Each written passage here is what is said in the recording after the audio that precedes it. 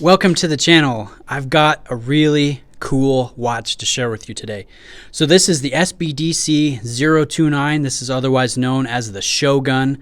This is one of Seiko's coolest original dive watches that they've released within the last 10 years.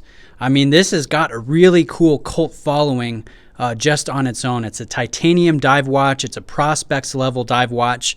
And it's got some really cool things about it. So the big thing that I love is the case finish work. I mean, check this out. Look at those crisp lines. I love the point here on the lugs. That's just really cool. And then the polish. You get polish underneath the bezel, in between the lugs and then on the sides of the case. And that satin rub just looks amazing. It's hard to believe that this is a titanium watch with the DeaShield treatment. I mean, it just looks kind of like stainless steel. It's quite impressive how Seiko is able to do that.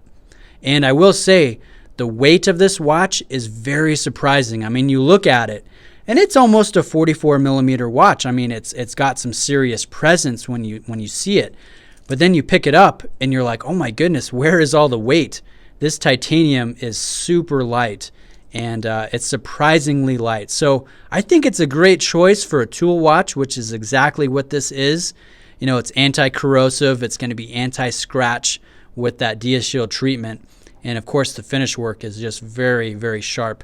Exactly what we love to see from Seiko. They always punch above their price point when it comes to the finishing.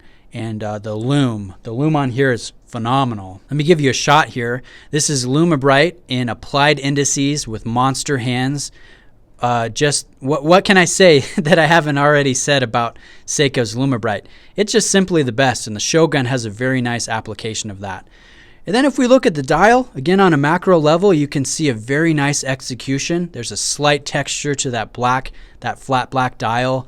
You get very nice printing with the Seiko logo, the Prospex pyramid, and even down there when you're looking at the Japan 6R15 designation by the 6 o'clock position. It's very well done. No mistakes here. The chapter ring, the dial marker, the bezel all lines up perfectly.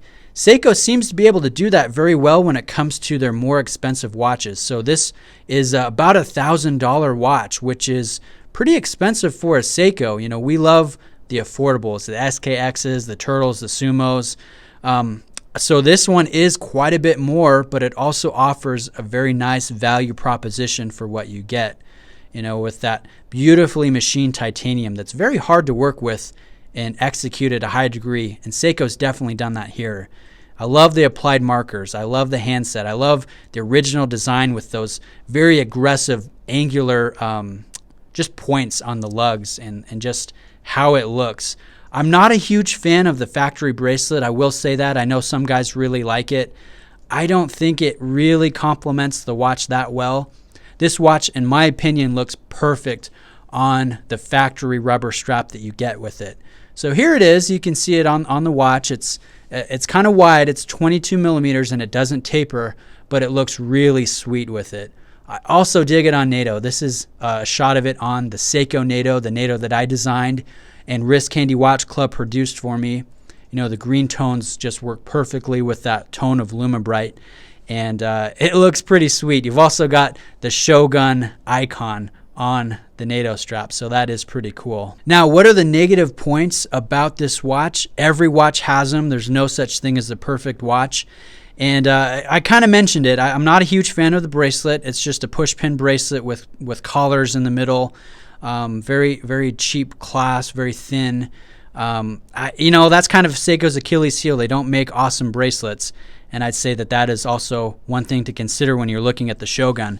The other thing is the crystal. We have a Hardlex crystal, which, you know, the market wants sapphire. We want sapphire. Seiko, if you're listening, we want sapphire. I know Hardlex is nice, but we want sapphire. So the two other watches that Seiko has at this price point, the Transocean and the SBDC 051, the Prospex 62 MAS, both have sapphire.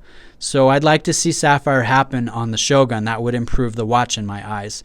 And then the other thing is a little nitpicky, but you know, this movement is the 6R15 movement. And by all accounts, it's a nice movement from Seiko.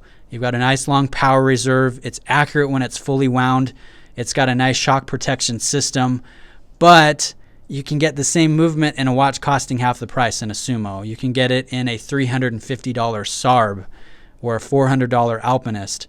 So to see it in a $1,000 watch, that's kind of disappointing. I'd like to see something a little nicer than the 6R15 if you're going to be charging us $1,000 or more. So I recognize if they put an 8L in here, this would probably become a $1,500 or a $2,000 watch. You can't put the 7C46 that's in the Tuna Quartz. That's made especially for the Tuna. You can't put that in the Shogun. So I guess what I'm asking Seiko to do is come out with a nice movement, a 4 Hertz movement that's comparable to the 2824 from ETA, and give that to us in the $1,000 price point. I think that would be a good move when it comes to marketing. Now, one other thing, I just got to point it out. The hands are lined up in the rocket form right now, which happens with the monster hands. I think that's kind of cool. It's fun to see, once an hour when that happens. Kind of a silly thing, but that is unique to Seiko, and I do enjoy that. Just lastly, before we close, I forgot to give you the bezel action. This action's actually nicer than what you'd find on most Seiko watches that are kind of more springy and have more play.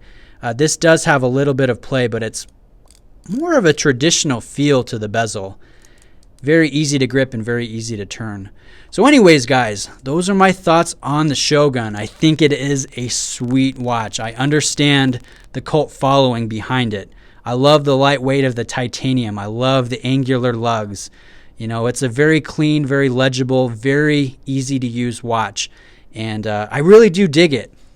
Does have a few drawbacks. Like I said, need a sapphire crystal, probably need a better movement if we're going to be paying this much.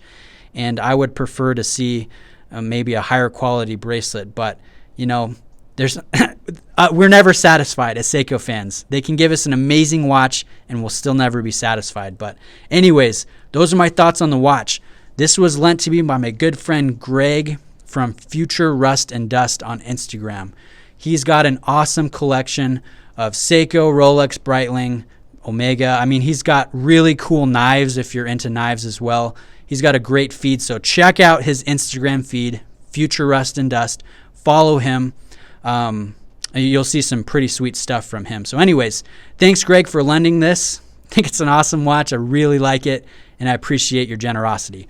All right, guys, let me know if you guys have any questions. I'll catch you in the next video. Cheers.